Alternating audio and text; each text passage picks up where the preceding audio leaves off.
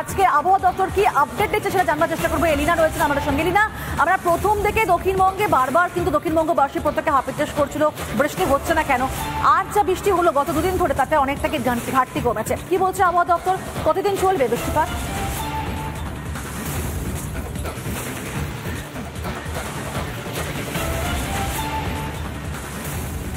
সুপ্রভাত পিউ, একেবারেই তুমি যেমনটা বললে, দেখো বৃষ্টির ঘাটতি কিন্তু বেশ কয়েক মাস ধরেই ছিল।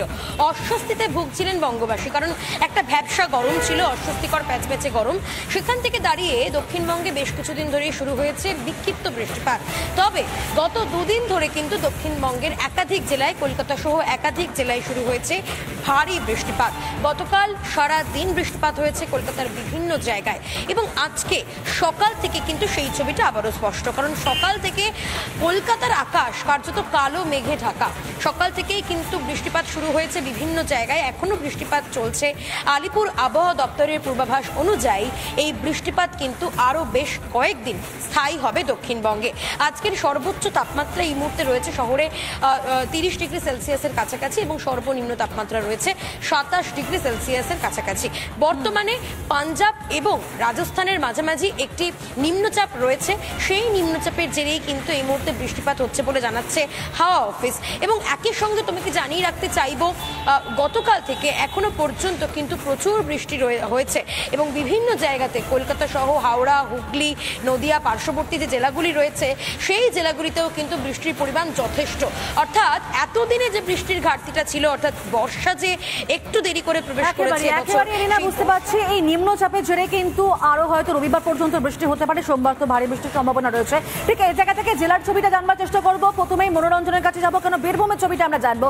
বীরভূমে তো একাধিক জায়গায় জলমগ্ন যে ছবি দেখতে পাচ্ছি আমরা। মনোরঞ্জন, আজকে আবার অতি ভারী বৃষ্টির সম্ভাবনা রয়েছে, কি জানাচ্ছ এই মুহূর্তে আমাদেরকে, কি ছবি?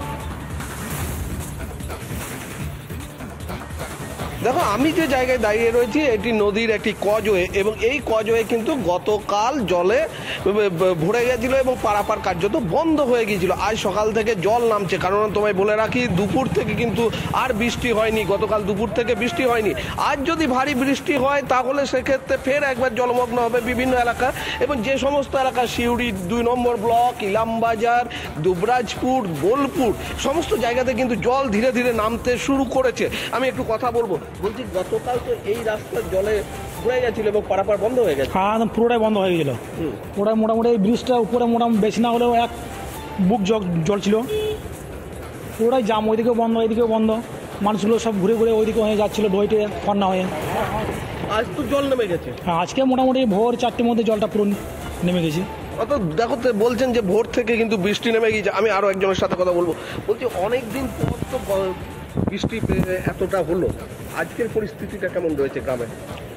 আজকে আমাদের পরিস্থিতি, বন্যা কমেছে, তাতে আমাদের যে যাওয়া আসা মেন রাস্তা সিউড়ি আপাতত অসুবিধা নাই।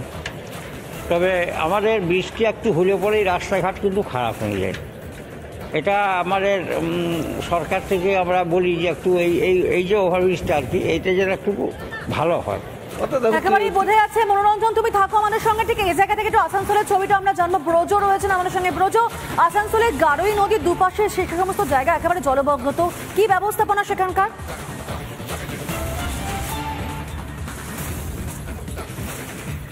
জানিয়ে রাখি যে কাল বিকেল থেকে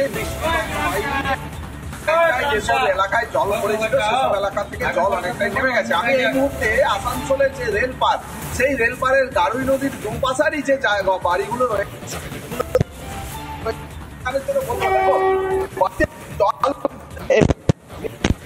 কিন্তু এখন নেই, তারা কিন্তু ওপর তলায় রয়েছে।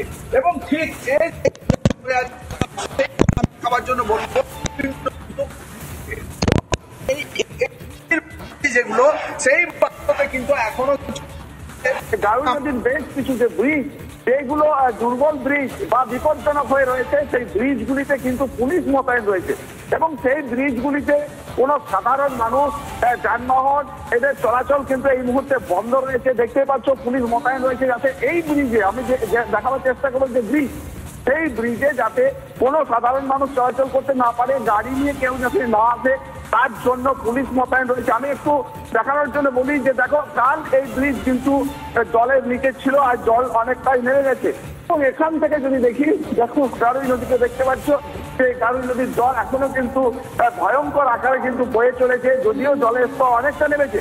আমার ক্যামেরা পার্সনকে বলি যে একটু এই জায়গাটাকে দেখানোর জন্য যে এই গারুই নদী বয়ে চলেছে এবং পাশেই দেখো যে বাড়িগুলি, সেই বাড়িগুলি কিন্তু জলের স্তরের একবারে জলের নিচে রয়েছে, এবং জলের নিচের যে রুমগুলো সেখান থেকে কিন্তু যারা পরিবারের সদস্য তারা কিন্তু ওপর তলায় চলে গেছে। দেখতে পাচ্ছ গারুই নদী এবং গারুই নদীর পাশে বাড়ি এবং তার নিচের রুম থেকে সাধারণ মানুষ আমরা দেখতে পাচ্ছি তারা ওপর তলায় রয়েছে। এখনো বলা যায় যদি বৃষ্টিপাত হয় তাহলে সেই বৃষ্টিপাতের জেরে আবারও জলস্তর বাড়বে, এবং জলস্তরের যে বাড়ার ফলে যে এলাকা, সে এলাকা আবারও কিন্তু জলমগ্ন হতে পারে।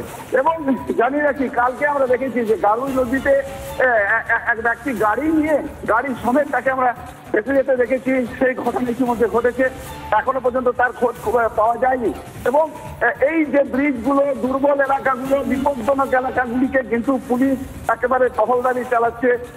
রেলপার এলাকায় মুহূর্তে সাধারণ মানুষ কিন্তু এখানে দাঁড়িয়ে আছেন, এবং রেলপাড়ে যে কলোনিগুলো রয়েছে সেখানে মারাত্মক অবস্থা, জলমগ্ন একেবারে, তবে পুলিশের টহলদারি চলছে। তুমি থাকো আমাদের সঙ্গে। ঠিক এই জায়গা থেকে দুর্গাপুরের ছবিটা আমরা জানবো। রমেন রয়েছে আমাদের সঙ্গে। রমেন, এক রাতে ভারী বৃষ্টি এবং তার জেরে একবার নিকাশি ব্যবস্থা কঙ্কালসার চেহারা সামনে এসে গেছে, কি ব্যবস্থাপনা এখন সেখানকার? দেখো, তোমাকে জানিয়ে রাখি যে দুর্গাপুর শুধু নয়, দুর্গাপুর শিল্প শহরের একাধিক এলাকা যেমন জলমগ্ন। অন্ডালের বিমানবন্দরের মতো একটা জায়গা, সেখানেও জল জমে বিমান পরিষেবা, বিভিন্ন জায়গার যে বিমান বাতিল করা হয়েছে। সাধারণ মানুষের চরম দুর্ভোগ, এবং এই দুর্ভোগের একটা কারণ হচ্ছে শহরের মধ্যে দিয়ে বয়ে চলা যে টামলা নদী। অন্ডাল বিমানবন্দরের সামনে থেকে আসবে, সেই টামলা নদীকে কার্যত বুঝিয়ে বেআইনি নির্মাণ হয়েছে, যার ফল ভোগ করতে হচ্ছে সাধারণ মানুষের। তার কারণ প্রশাসনের এই নির্বিকার ভূমিকার জন্য। আমি দাঁড়িয়ে আছি পানাগড় শিল্প তালুকের ট্রাক টার্মিনাল, পশ্চিমবঙ্গ শিল্প উন্নয়ন নিগমের যে ট্রাক টার্মিনাল, সেখানে দেখো সেই কয়েক লক্ষ টাকা খরচা করে ট্রাক টার্মিনাল বানানো হয়েছে। সেই টার্মিনাল কার্যত জলাশয়ের রূপ নিয়েছে। 24 ঘন্টা কেটে গেলেও কিন্তু জল নামার কোনো লক্ষণ নেই। গত পরশু সারা রাত যে বৃষ্টি হয়েছে, সেই বৃষ্টির ফলে যে জল, সেই জল কিন্তু এখনো জল সরেনি। এবং দেখো কয়েক লক্ষ টাকা খরচা করে এখানে বানানো হয়েছে পানাগড় যে শিল্প তালুক, মুখ্যমন্ত্রীর স্বপ্নের এই শিল্প তালুক, সে তার এই অবস্থা। সেখানে বিভিন্ন যে বেসরকারি কারখানা, সেখানে যে পণ্যবাহী গাড়িরা আছে তাদের পার্কিং এর জন্য জায়গা, তার অবস্থা তুমি দেখো। আমার সঙ্গে আছেন স্থানীয় কিষাণ কর্মকার বিজেপির, আমি কথা বলবো যে কয়েক লক্ষ টাকা খরচা করে, কয়েক লক্ষ নয়, এটা কয়েক কোটি টাকার খরচা করে এই ইন্ডাস্ট্রিয়াল পার্কের, পানাগড় ইন্ডাস্ট্রিয়াল পার্কের দক্ষিণ প্রান্তের এই পার্কিংটি তৈরি করা হয়েছিল। কিন্তু মূলত এই পার্কিং যখন তৈরি করা হয় তখনই আমরা স্থানীয়রা এর প্রতিবাদ করেছিলাম যে এখানে পার্কিং নয়, এখানে প্রচুর জল হয়, এটা ফিলিং করে এখানে কোনো কারখানা বা কোনো হসপিটাল বা যেখানে বলা হয়েছিল যে এখানে এলাকা উন্নয়নের জন্য কাজ করা হবে, সেই এলাকা উন্নয়নের জন্য এই এলাকাটাকে চিহ্নিত করেছিলাম আমরা। কিন্তু সেসব না করে এক কথায় মমতা ব্যানার্জি সরকার পুলিশের ওপর ভয় দেখিয়ে, পুলিশ আমাদের উপর জুলুম করেছিল আমরা প্রতিবাদ করেছিলাম বলে, সেদিন প্রতিবাদের ফল তারা মানেনি। আজকে দেখুন, এটা একটা সমুদ্রের মতো মনে হচ্ছে। এটা কোনো ট্রাক টার্মিনাস বলা যেতেই পারে না, কারণ এখানে যেভাবে কাজটা হয়েছে সেই সময়তে এখানে হাঁটু ভর্তি জল থাকতো কৃষি জমিতে, আর সেটা কোনো রকম ফিলিং না করে কোটি কোটি টাকা লুট করেছে শাসক দল এবং WIDCর কর্তা ব্যক্তিরা। এরা যোগ সাযোগে এটা বেআইনিভাবে, সম্পূর্ণ অবৈজ্ঞানিকভাবে এই প্ল্যাটফর্মটি করা হয়েছে, যেটা কখনোই উচিত ছিল না। একেবারে বোঝা যাচ্ছে। আর ঠিক এই জায়গা থেকে কিন্তু আরো আশঙ্কা বাড়ছে, যখন আজকে আরো অতি ভারী বৃষ্টিতে সম্ভাবনা রয়েছে, এবং যদিও দক্ষিণবঙ্গে রবিবার পর্যন্ত বৃষ্টিপাত হতে পারে, পরবর্তী সময় সেই পরিস্থিতি হয়তো কিছুটা বদল হবে। আমরা অবশ্যই সেদিকে নজর রাখবো।